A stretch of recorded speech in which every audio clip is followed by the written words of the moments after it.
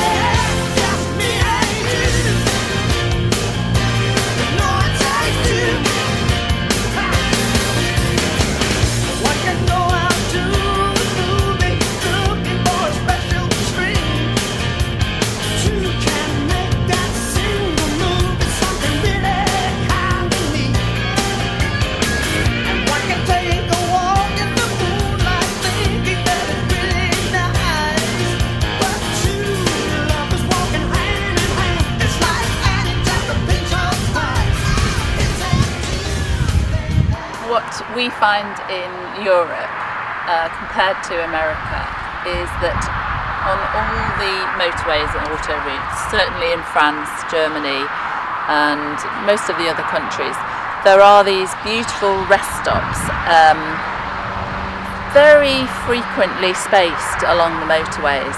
You know, every half an hour or so you can either stop at a fuel stop or just an air like this one, which is just where you park and rest up, have a picnic. There's always picnic tables, and quite often they have lovely settings like this one, for example, near Bordeaux, which is a vineyard. And it's really nice just to stop and know that you're stopping somewhere safe. You pull off, there's plenty of parking and large spaces for RVs and European motorhomes. The other thing is that you don't have to worry about finding that campsite to park in that's safe.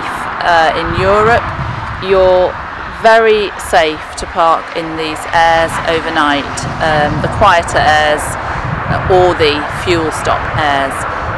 It's perfectly legal to stop overnight and it's mostly safe to do so. So it's great, so you can just keep on motoring as far as you want to, and you don't have to have that panic of whether you're going to find somewhere or not, or you're going to have to park in a Walmart. Another thing that we've noticed is in the US, you either have to prepay, or have some sort of card that works. Most of our cards don't seem to work, even though they're all Visa cards, they still don't work in the US. Whereas in Europe, You can either pay at the pump, you just put your card in and you have whatever you want, and whatever quantity you have is charged to your card, or you can fill up your tank and then on the way out of the garage you literally pay, whether it's cash or check or by credit card. And we found that's a real pain in the arse in America, is the fact that you're meant to prepay for fuel and yet you don't know how much fuel you actually want. So here we authorize the card.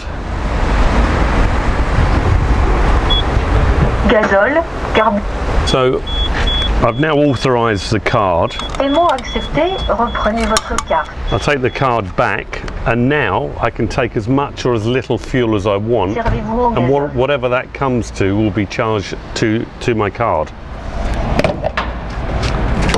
So Servez-vous au gazole. now you're going to get a shot to see how much it costs to fill up our car with diesel. This is a diesel car. Well, it's called gazole here in France. It's funny, you know, you make the comparison. Some things we really like in the US and some things we think are a pain in the arse. And you know, likewise, there's some things we really like here and some things here we don't agree with.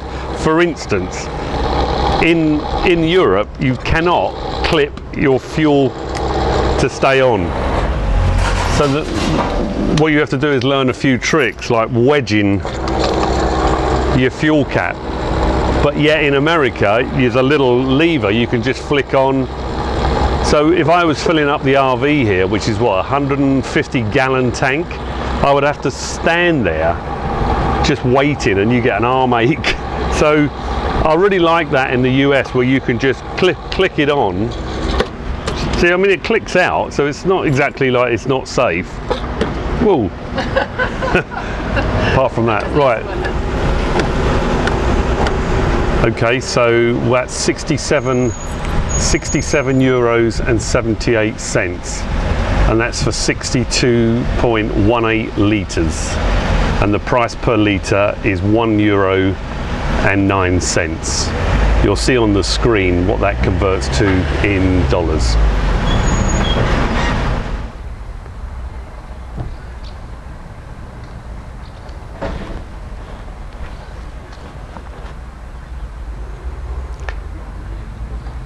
In the USA, you call free parking boondocking, I believe. We call it wild camping.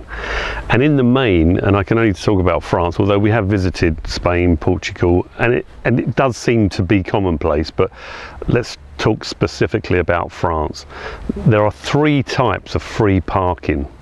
You've got the main motorways, or freeways, or interstates as you would call them, and they have allocated parking for trucks and for motorhomes, RVs, attached to the petrol station. So you would typically fill up with fuel and then you can park for several hours, or you could even park overnight if you wanted to. Something we don't do in a petrol station. We may stop for 3 or 4 hours just to break the journey, but then we move on. There are also parking, allocated parking. We call these places airs, A-I-R-E, I think. And basically there's another sort of air on a motorway which is designated parking for trucks and motorhomes, but this time without any facilities like a petrol garage. They all have toilets, they all have picnic areas. And the French, I mean, it's tradition, come 12 o'clock, everybody stops, out comes a picnic table, and there could be a massive motorway right next to one of these airs, and yet they'll be sitting there with bread and cheese and a glass of wine. So that's quite typical of France. Now, we're actually in our local village, so we actually live about a quarter of a mile from where I'm standing. And this is a village air. And as you will see behind me, this is designated spaces just for motorhomes, so it's not for car parking. There are absolutely no facilities to speak of. There's no electric, there's no plug-ins, there's no main sewerage, there's no mains water. It's basically just parking, the ability to park with other people with motorhomes, like-minded people, and it's completely free. So Now this doesn't look very busy at the moment, because one of the things that is clearly different from RVing, motorhome in America as it is for Europe, is in America everybody has a tow car, because you've got a 40-foot vehicle, you park up, you use your tow car to go to the supermarket, to go and visit the tourist attractions, whatever. Here, that's not the case. So the reason that there's only 1, 2, 3, 4, half a dozen motorhomes here is because the motorhome is the only vehicle they have. So if they want to go and visit the medieval city of Dom up the road, or Sala, which is another medieval town just down the way, the only form of transport they've got is their motorhome. Because the bus service here in France is probably 1 bus a day. I mean, it's not like a big city like London where, you know, you can jump on a tube, you can jump on a bus. So the only form of transport they've got is their motorhome. Now, if we come back here at 5 o'clock tonight, this will be absolutely rammed solid. There will probably be 3 or 4 feet between each motorhome. So earlier on I mentioned that these Airs have no facilities at all, which is correct. But what they do have, well, most of them have, not all, most, they do have a point to empty your black tank. And basically this part of it is all free. You just pull up, dump your tank, but then you need to buy, and I think here is €2, and that will give you 10 minutes of drinkable water, and then you have to fill up. Now obviously on an American RV you'd be here all day and it'll cost you a fortune because your tank holds 100 gallons, but on some of these small motorhomes they have a very small tank, probably 25 gallons tops, if that, maybe 10 gallons. So they don't have much water at all. So this is a way that you can fill up the freshwater tanks and also dump your black tank.